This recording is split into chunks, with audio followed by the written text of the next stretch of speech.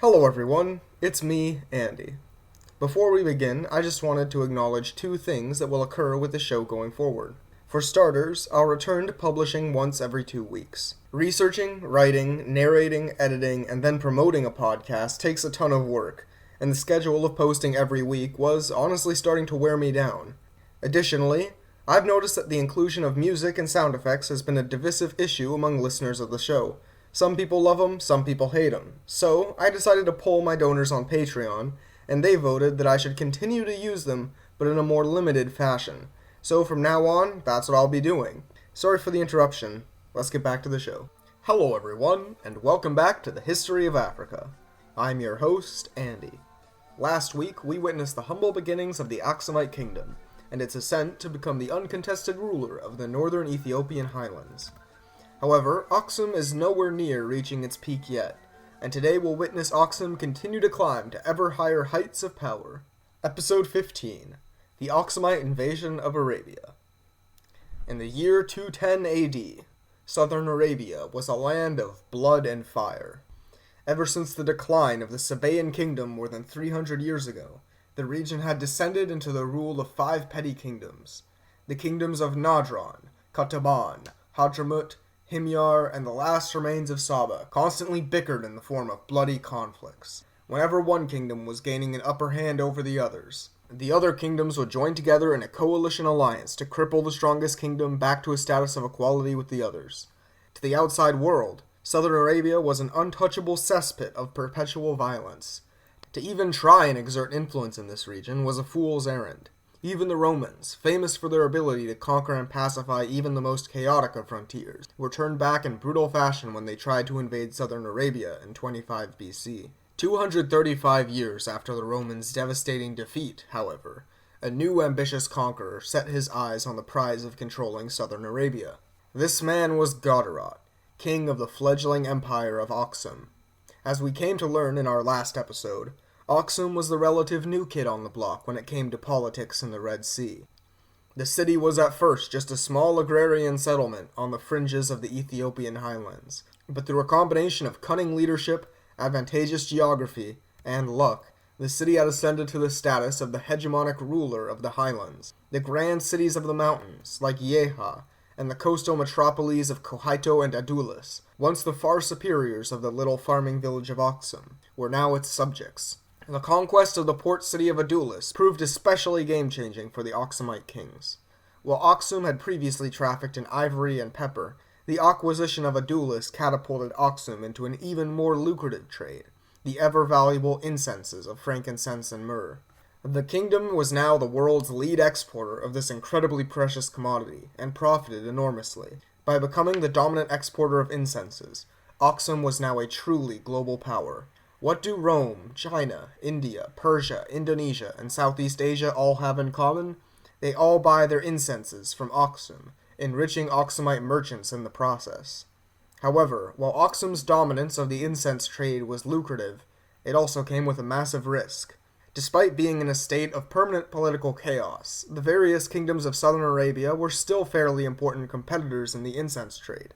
These cities could, through over-exportation, inadvertently sink the price of incense globally at any moment.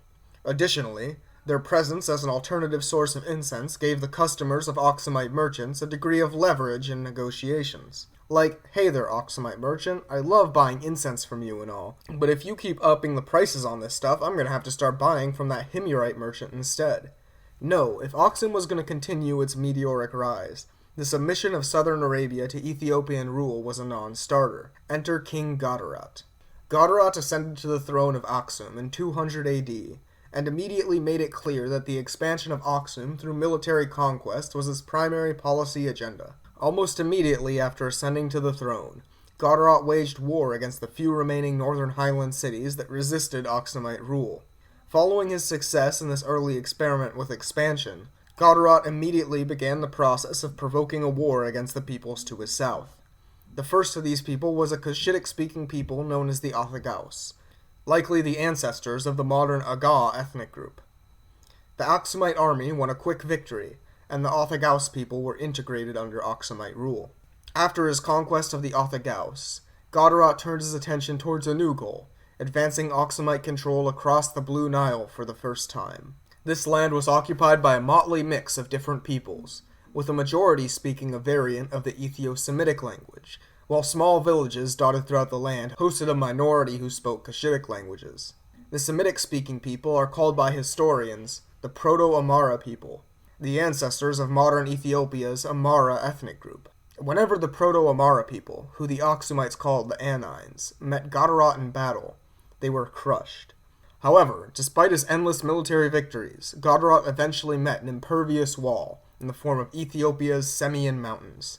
The Semians are the highest mountain peaks of the Ethiopian highlands, a mountain range so tall that it's one of the few parts of Africa that regularly receives snow.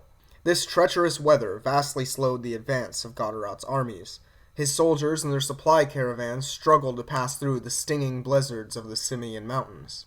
Despite this slowing of pace, however, Gadarat's invasion carried on, with city after city falling under Aksum's sway.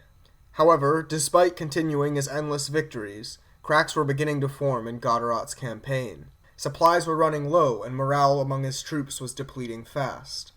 Even worse, it seemed that with each city and town Gadarat conquered, the defenses got stronger. Word was spreading about his invasion, and with each town they conquered, it became clear that the locals had spent more time preparing defenses before they arrived.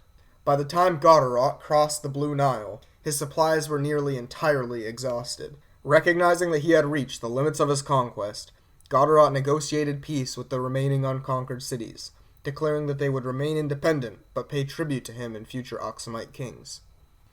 After his long and successful campaigns against the Proto-Amara cities, Gadarat settled down and resumed his role as a civilian king. The largest civilian project of his reign was the construction of a massive system of roads, which connected the most economically important cities of Aksum to Roman Egypt. Remember, the Romans were, by far, Aksum's largest customer when it came to the purchase of all of its major exports. This series of roads ran across the coast, stretching from Adulis in Aksum to Berenice in Egypt. The main purpose of these roads was to cultivate an inland trade route between the Aksumite and Roman empires while bypassing the Nubian kingdom of Meroe, known for their notoriously stingy tariffs on foreign merchants. However, bypassing Meroe wasn't the only motivation for building a land route between Aksum and Egypt. Piracy is unfortunately to this day still associated with East Africa. Due to the high volume of commercial shipping that passes through the region, as well as poor economic prospects among the locals, the country of Somalia became a haven of piracy throughout the 90s and 2000s. In 210 AD, however, the pirates who swarmed the Red Sea were not Somalis or even East Africans at all. Rather, they came primarily from the southern Arabian kingdoms of Himyar and Hadramaut. These two kingdoms stretched along the coast of southern Arabia, and were thus perfect havens for pirates seeking port. These pirates harassed the Aksumite merchant ships that trafficked the precious incense and pepper shipments. To make matters worse, the governments of Himyar and Hadramaut tolerated, and sometimes openly encouraged, this activity. Piracy, after all, is a lucrative industry, and if you can find a way to tax its dividends, then they serve as a great source of revenue for your royal treasury.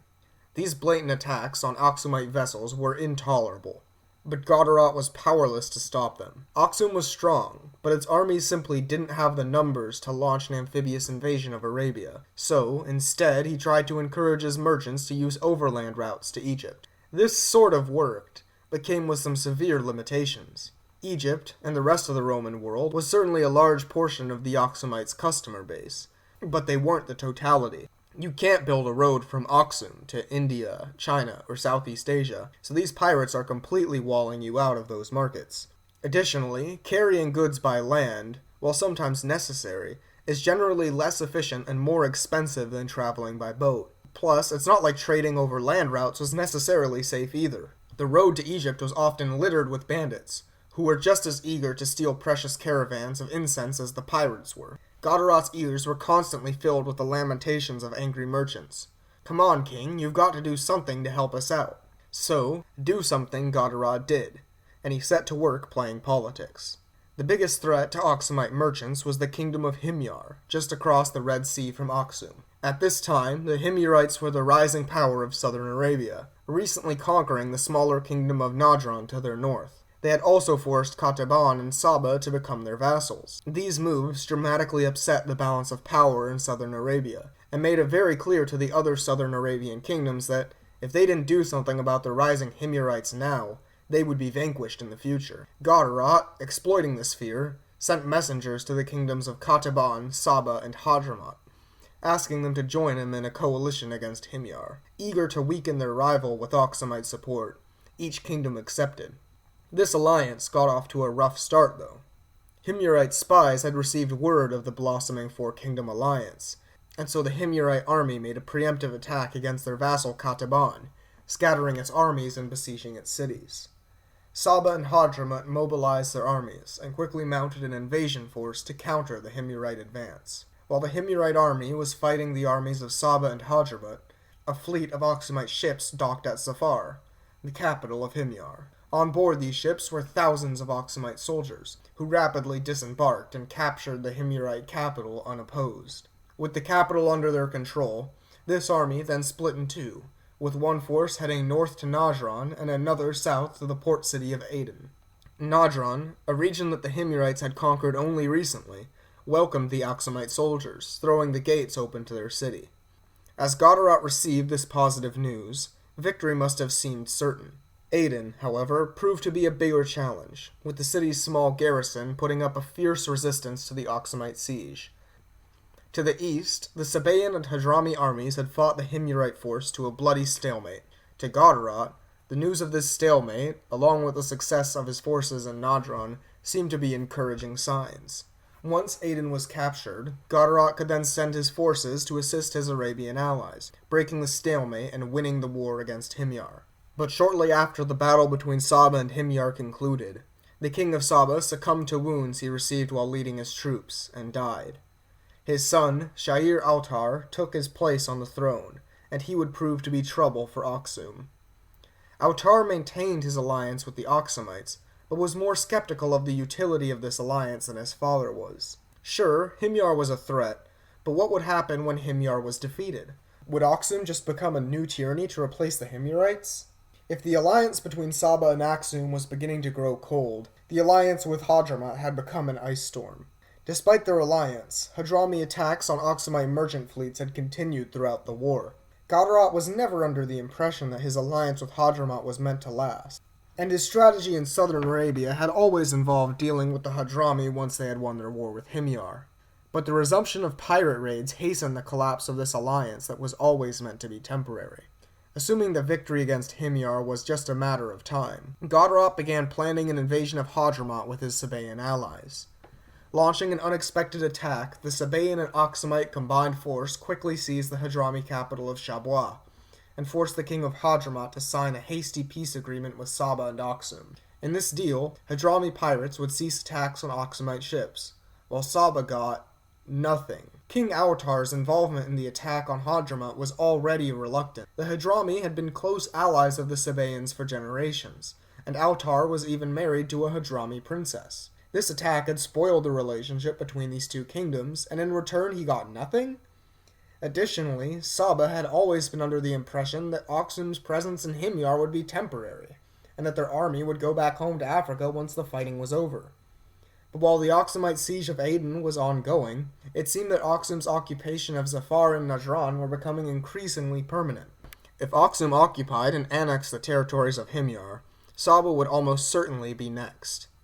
In the year 225, Autar made his displeasure clear, sending a diplomatic mission to try and negotiate an Aksumite exit from Arabia. After all, they had achieved their goals. The pirate attacks from Hadramaut had ceased, and Himyar had been weakened. Surely the Sabaeans could handle the rest of this war on their own. There was no way the Himyarite pirates would keep attacking Aksumite ships now that they had been put in their place. However, it appears that by this time, Gadarat's intentions in southern Arabia had changed. Stopping piracy was no longer the mission, and it now seemed that Gadarat saw this conflict as just another war of expansion. When the diplomatic mission returned with news of failure, Saba's alliance with Aksum was broken. Now openly hostile towards the Aksumites, the Sabaeans joined with the remaining Himyarites to fight a war against their common enemy. To Aksum, victory had once seemed inevitable in southern Arabia, but now Diplomatically isolated and still wrapped up in a seemingly unending quagmire of a siege in Aden, things weren't looking so good. With the Sabaeans no longer tying them down, the main Himyarite army returned to their home country, this time with Sabaean support. They broke the siege of Aden, forcing Aksumite troops back to Zafar. Aksum was now on the defensive. Then, to make matters worse, in 229 AD, Gadarat passed away. His successor, a man named Adheba, took the throne in his place. Almost immediately after his ascent to the throne, Adheba was met with bad news. Aksum's garrison, occupying the city of Zafar, had been overrun by the combined Himyarite and Sabaean armies. Recognizing his declining prospects in this war, Adheba signed a hasty peace with his southern Arabian enemies. After almost 19 long years of war, Aksum was finally at peace. They were allowed to keep the territory surrounding the occupied city of Najran, while Saba regained control of the city of Sana'a, and the rest of Himyar was handed back to its original king.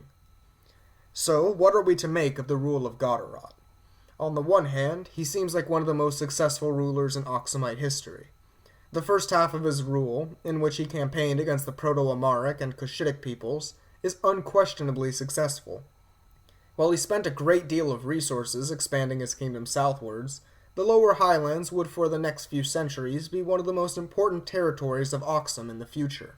The Lower Highlands would become one of Aksum's most important territories over the next few centuries. While we could wax philosophically about the ethics of war and conquest and what actually makes a king good, I think it's undeniable that Gadarat was, at the very least, effective with what he sought out to do with these campaigns. His wars in Arabia, however, are a bit more difficult to discern in terms of their success. On the one hand, the nearly 2-decade-long war had its fair share of failures. The collapse of the Aksumite alliances with Saba and Hadramaut, for example, or the failure to capture the city of Aden, seem to reflect very poorly on Gadarat's management of the conflict. Ultimately, Gadarat's desire to conquer all of Himyar had to be tempered, and his successor wisely chose to limit these ambitions to a more realistic conquest of the city of Najran. However, I want to be charitable towards Gadarat for a moment. For starters, the initial goal of the conflict, to stop Arabian pirates from attacking Aksumite ships, proved to be entirely successful. Aksumite ships would generally be immune to harassment from Arabian pirates over the next 200 years. Additionally, the conflict did end up yielding Najran, which would prove to be a valuable Aksumite territory. Was it worth 2 decades of fighting, expending state resources and lives? Hard to say. Examining the value of Gadarat's reign is even more complicated with the addition of hindsight. Sure, the land of Najran did prove valuable, but by taking land in Arabia, Gadarat had tied Aksum's interests into the chaotic quagmire of the southern Arabian politics. The politics of this region would come to define Aksum's foreign policy for the next century, with Aksum engaging in countless wars of dubious importance in the region. Regardless of whether the wars were worth it or not, this would prove not to be the last time that Aksum would become mired in Arabian conflicts. Join us next week as we see how King Adheba tries to salvage the unenviable situation he inherited. Thank you for listening to the History of Africa podcast. If you like the show and the free education we provide, then I'd encourage you to support the show. This can be done by a monetary donation to our Patreon, which can be found on our website, historyofafricapodcast.blogspot.com, by giving the show a review on iTunes, or by sharing the podcast to anyone who you think might be interested.